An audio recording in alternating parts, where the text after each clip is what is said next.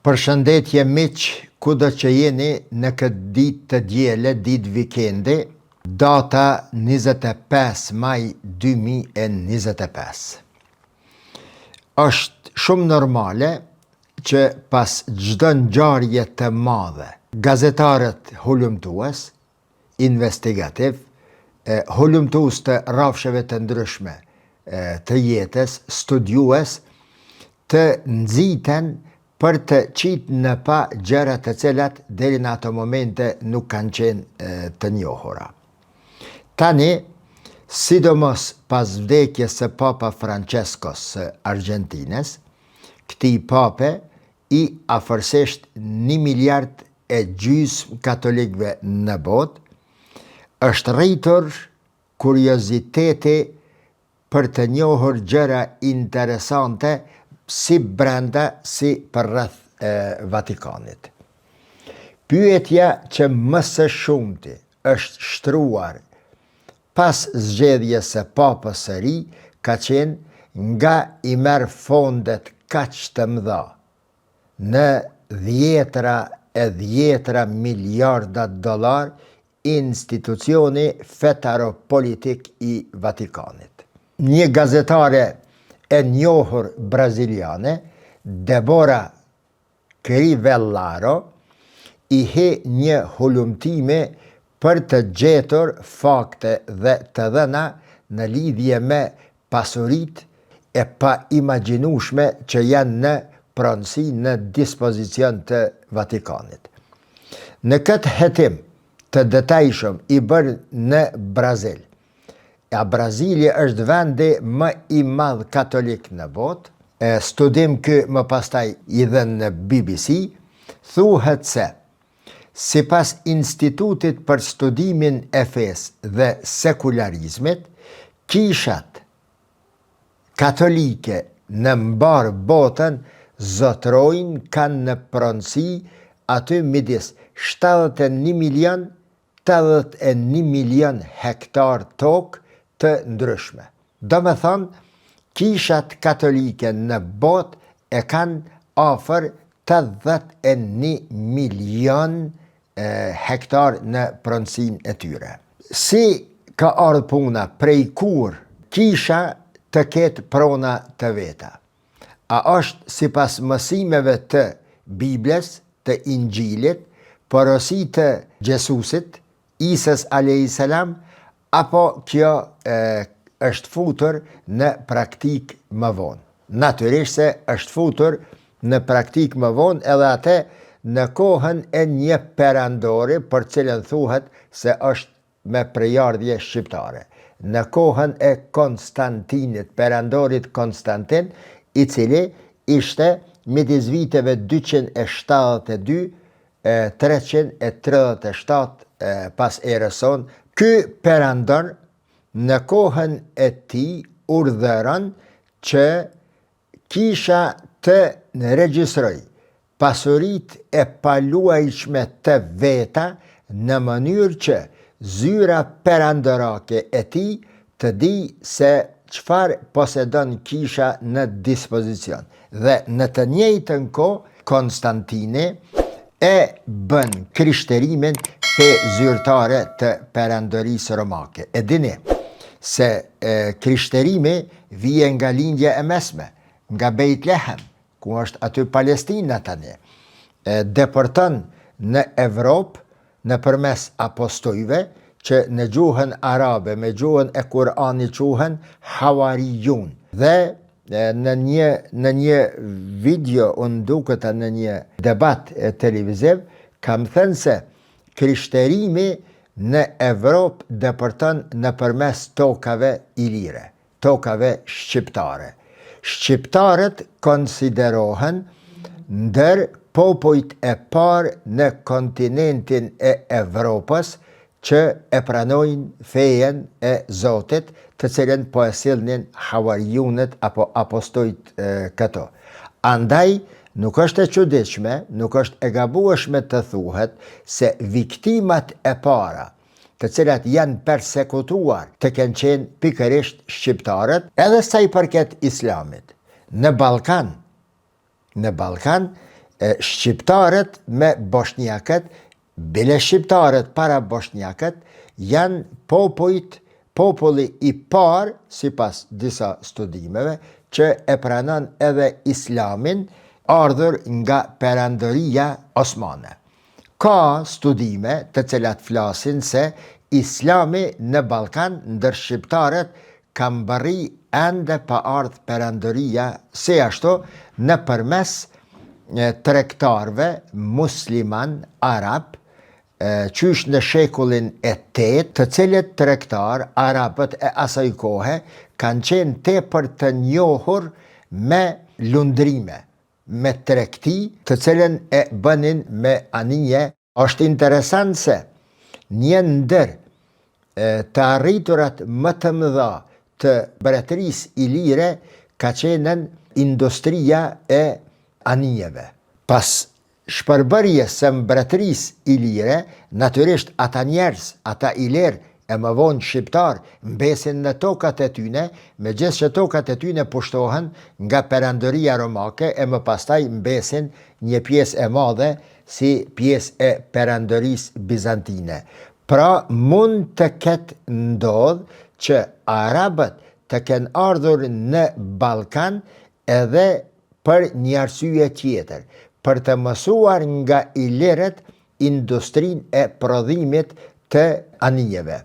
Ilirët në fakt kanë qenë të njohur edhe në prodhimin e robeve, atyre pelerinave të shtrejta, të cilat më vonë i përdorin edhe perandorët e perandërisë romake, por bëhet pelerina ilire e dikurshme veshje popullore e gjithë perandërisë romake.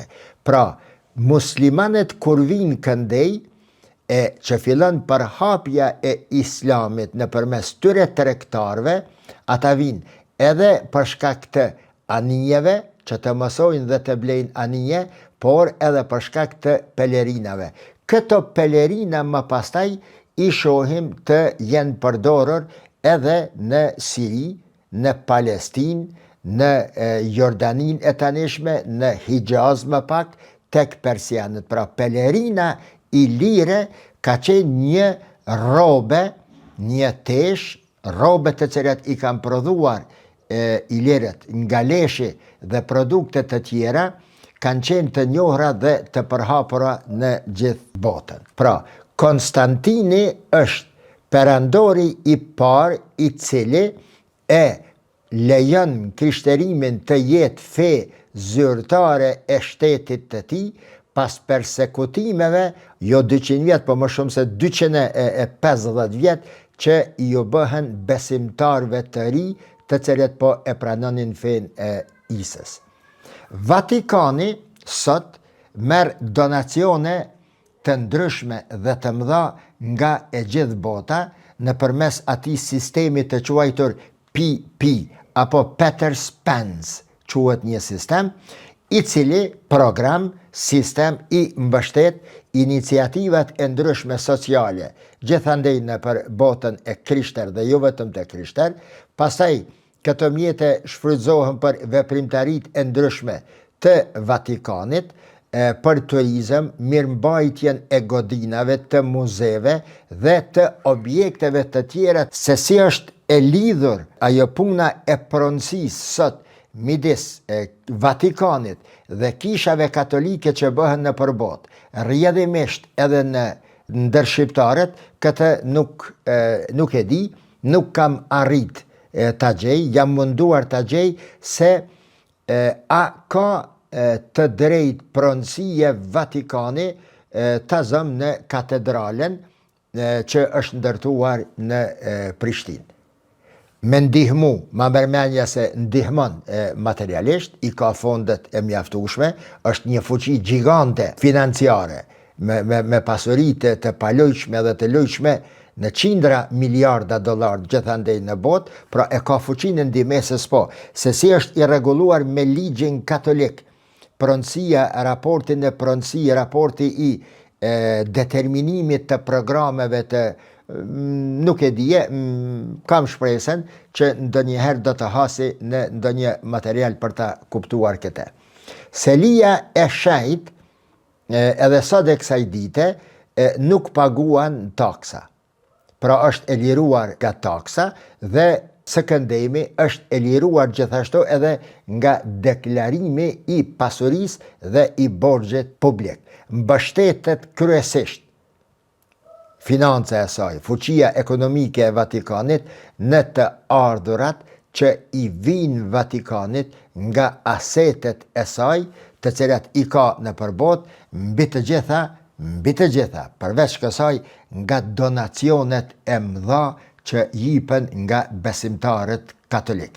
Dhe këto kisha mujt, nuk po du me zgjat temën, kisha mujt me e bo një farë krahasimi, një farë përshkrimi të një studimi të cilën, mos them e kam bo, po e kam lexuar më mirë, midis fuqisë të donacioneve që jepen nga të krishterët katolik për Vatikanin dhe kishat e tyre dhe fuqisë donacioneve të cilat muslimanët i japin për institucionet e tyre gjithandej në botë, në ndërtimin e xhamive, të medreseve, të organizimeve të ndryshme, veprimtarive të institucioneve fetare. Do të çuditeni nëse ju them se katolikët ishin shumë më të fuqishëm në dhënje për fen e tyre se sa muslimanët për institucionet e veta. Dhe kjo mund të konsiderohet një përgjigje tërthoraze për disa promotor të ateizmit tek ne, promotor të një sekularizmi perëndimor, se perëndimi e ka lanë feja, nuk mirët me fe, sen e tjera, po në jetën individuale të njeriut, në jetën shoqërore, ndoshta nuk është si që ka qenë më parë. Feja e krishter, katolicizmi, protestantizmi, mbas edhe ajo ortodokset e ortodokset, këto sekte, këto ndamje të fejes, me zhebet i gjuaj me terminologjin arabe, me gjithate, pikërisht këta katolik në botë, edhe në botën perëndimore, pra, japin shuma të mëdha për mirëqenjen dhe përbërjen e Vatikanit dhe të kishave të tyre, faktor determinant në rrjedha sociale, mbase edhe politike në botë.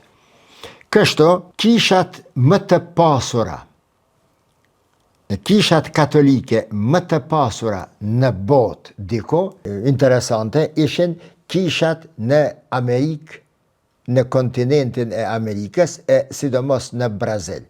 Jo vetëm për shkak se Brazili, siç thash pak më parë, është shteti më i madh katolik në botë për nga numri i banorëve, si shtet, por për shkak të prirjeve të tyre për fen e tyre. Gjatë kohës kur kam jetuar në Dubai, kam pas shumë punë, kontakte me të krishter që vinin nga arkipelagu Malaj, atje nga Malezia, Indonezia, Bali, nga pastaj sidomos Filipinet e të ngjashme. Filipinezët i kam pa se janë një ndër popujt më religjioz ndër të gjithë krishterët e botës.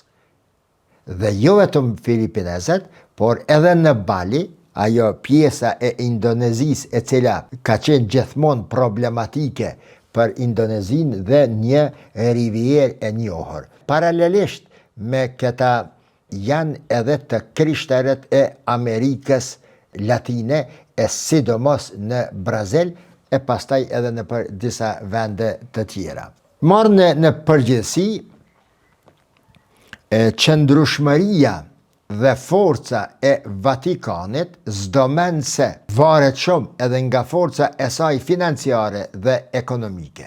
Prej nga e gjithë kjo fuqi, natyrisht, vazhdimësia e jetës së Vatikanit, qëndrueshmëria e tij, ndikimi politik dhe fetar që e bën, ndërhyrja sipas nevoje nëpër institucione të ndryshme të botës, jo vetëm sot, po për gjatë shekujve, ka qenë e ndërlidhur ngusht edhe me fuqinë ekonomike pra të Vatikanit.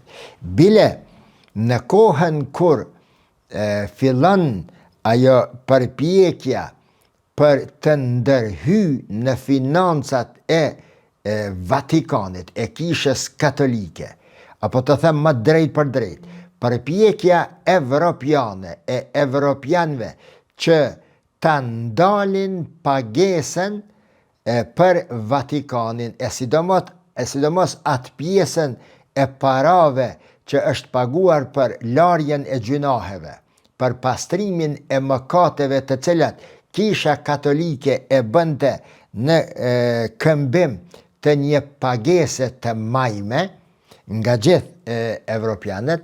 Në këtë kohë, ky ka qenë segmenti, arsyeja kryesore e ndarjes së të krishterëve të Gjermanisë dhe të disa vendeve perëndimore nga kisha katolike dhe krijimi i konceptit të ri, i medhhebit të ri të krishter që është protestantizmi, nga Calvini, Luteri dhe kështu me radhë. Ka edhe sekuenca të tjera aty që përmenden, që mund të flitet me orë të tëra në lidhje me ata se çfarë e dallon protestantizmin nga katolicizmi, çfarë dallimi ka katolicizmi nga ortodoksizmi, çfarë e dallon kishën pravoslave ortodokse nga kishat ortodokse të tjera dhe çfarë dallime ka, ato janë enorme të shumta, midis të krishterimit i cili është në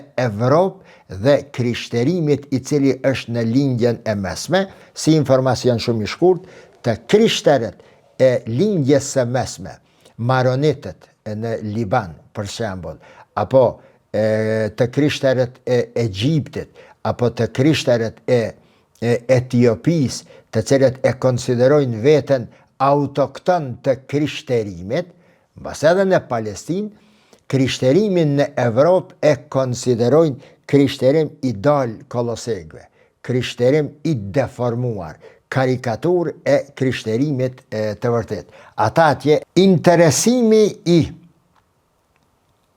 botës, hulumtuzve, në lidhje me atë se prej nga i merr fondet Vatikani pas vdekjes së Papa Franceskos, vje edhe si rezultat i përhapjes së lajmeve, se po përdoret, po bëhet një keqpërdorim i madh i aseteve, fondeve dhe pasurive të cilat janë në dispozicion të Vatikanit. Andaj, edhe kjo gazetare braziliane, por edhe shumë të tjerë e fillojnë hulumtimin për të gjetur çka kanë arrit të gjejnë aty. Gazetarja braziliane, Debora, e thot një fjali që për mua është më kuptim plota. Thot, vlera e aseteve të kishës katolike është njëra prej mistereve më të pazbuluara të besimit katolik. Pra, fondet të cilat i posedon Vatikani, asetet e saj, tokat që janë në pronësi të kishave dhe varësia e këtyre kishave nga Vatikani, donacionet që jepen, më pastaj edhe ndalë tatimin në pagë që bëhet në disa vende perëndimore dhe në botë, ku një pjesë e atij tatimi shkon edhe për shërbime kishtare, të gjitha këto janë materiale të cilat u kanë interesuar dhe intriguar investigatorëve gazetar që t'i hynë studimeve, sidomos me zgjedhjen e papës së ri. Kur thash tatimet që i ndalen në paga, në këtë pjesë hynë edhe pagat e shqiptarëve, të cilët punojnë në Evropë, në ato vende, ndoqë Gjermania e ka liru këta edhe Zvicra, në ato vende ku ju ndalet nga paga një pjesë e tatimit që shkon edhe për shërbime kishtare. Kjo sa i përket botës katolike, botës e krishtere. Por çfarë të thuhet për muslimanët në rastin konkret për haxhit, për institucionin e haxhit? Të ju përkujtoj se për haxhin, nëse jo sante, sigurisht nesër, do të bëj një video, një shpjegim në plot kuptimin e fjalës, një shpjegim për mënyrën e haxhit si kryhet sot. A bohet kabul që ky haxh a nuk bohet? A bohet kabul që kjo umre që bohet tani në këtë formë si po bohet, apo nuk është? Çfarë është roli i haxhit? Pse Allahu e bën farz haxhin? Çfarë ka bërë pejgamberi në kohën e tij? Çfarë kanë bërë me haxhin sahabët në kohën e tij dhe çfarë bëhet sot? Paraprakisht ju lajmëroj se është si nata me ditë. Midis haxhit të pejgamberit apo haxhit të cilën e urdhëron Allahu dhe haxhit të cilën sot e bëjnë muslimanët e gjithë botës.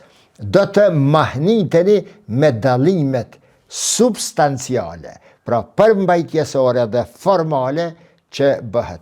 Haxhi nuk është lënë për ta kryer atë siç e kryemi ne sot, por është lënë për një mision krejtësisht tjetër dhe atë do ta shpjegoj në videon e radhës, e që jemi edhe tani në kohën e haxhit dhe ja vlen t'i bëj ato shpjegime. Gjithsesi, bazuar në deklaratën e para disa ditëve të ministrit të haxhit dhe të umrës në Arabinë Saudite, Sheikh Taufik El Rabia, ai thot se në vitin 2024 vizitorët për haxh dhe umre në Arabinë Saudite, numri i tyre ka qenë 18 milion e 500.000 e diçka vizitor. 18 milion e gjys musliman nga bota në vitin 2024 kanë shku për haxh dhe umre në Arabinë Saudite. Ky numër krahasuar me vitin 2022, pra para 2 vjetë, është shtuar në sasi enorme. Në vitin 2022 për haxh dhe umre në Arabinë Saudite kanë shkuar 4 milion e 100.000 e diçka, ndërsa në vitin 2024 arrin në 18 milion e gjys. Përse ky shtim kaq i madh, ky interesim kaq i madh për të shkuar në haxh mbetet që të hulumtohet. Unë mendoj se ka diçka pas kësaj. Nuk është normale. Për 2 vjet nga 4 milion të shkon në 18 milion. Është një nxitje, folur me gjuhën pozitive, një lehtësim nga autoritetet saudite që muslimanët të shkojnë sa më shumë ta vizitojnë atje, por unë nuk e kisha lënë vetëm me kaq. Po u hulumtua, mund të del edhe diçka tjetër në lidhje me këtë. Përse? Ja një shifra enorme. Sipas shifrave zyrtare të këtij ministrit Rabia, ministri i haxhit, do me thonë, pas kanë shkuar në vitin 2024 18 milion e gjys. Sipas statistikave të bëra në lidhje me shpenzimet e një personi që shkon në haxh, janë aty rreth 5.000 euro, dollar, që i bie se muslimanët e botës kanë shpenzuar 92 miliard e 500 milion euro apo dollar për të shkuar në haxh dhe në umre. Nga Zvicra vjet ka qenë diçka 12.000 franga. Një familje burrë e gru me shku atje 24.000, 25.000 franga. Shtoja edhe një 3-4.000 frang, a 5.000 për shpenzimet e tjera dhurata, 30.000 frank një burr e një gru me shkue në haxh. Pra 18 milion e gjys haxhi, 92 miliard e 500 milion. Mirë po, është edhe ma shumë se kaq.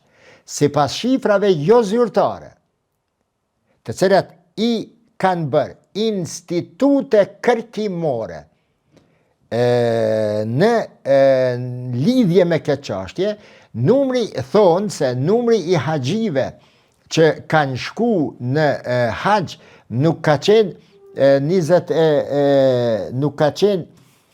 18 milion e gjys, më falni, por ka qenë që aty midis 22 milion e gjys deri në 24 milion.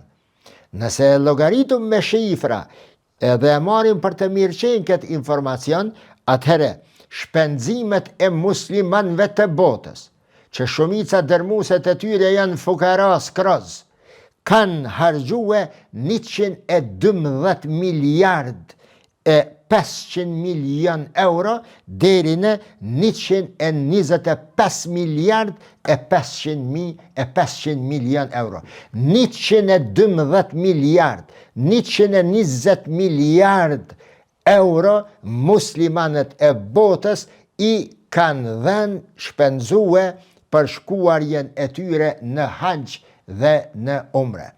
Se a është normale kjo që Arabia Saudite, shërbimet e tjera, përfitimet nga organizatorët e haxhit, që e kanë një fitim normal sa i do të me punue, i kanë me quë çmimin e haxhit deri në këto, s'po them shtrajt pe i Kosovës e pe i Kinës e pe i atje, jo, unë po du me prejk diçka tjetër, atë që e thash pak më parë se duhet të ketë diçka pas këti invazioni, pas vërshimit të kësaj turme kaq të madhe të muslimanëve, që të shpenzojnë 120 miliard euro në vjet për të shkuar në haxh. S'ma mërmenja se është vetëm me njetë, nëse guzoj me thonë me njetë mirë, apo vetëm si një akt i mirë të cilën e paskeshbër mbreti Selman, ku që ky Taufik El Arabia në deklaratën e tij që e jep në këtë edicionin e 4 të konferencës dhe ekspozitës së haxhit dhe umrës, thot se ky shtim kaq i madh i dedikohet mbretit Selman dhe djalit të tij, princit Muhammed bin Selmanit. Dhe më thënë, nerën për jale ati se e ka leju këtë numër e që muslimanët të harxojnë në 112 deri në 120 miliard dollar në vitin 2024.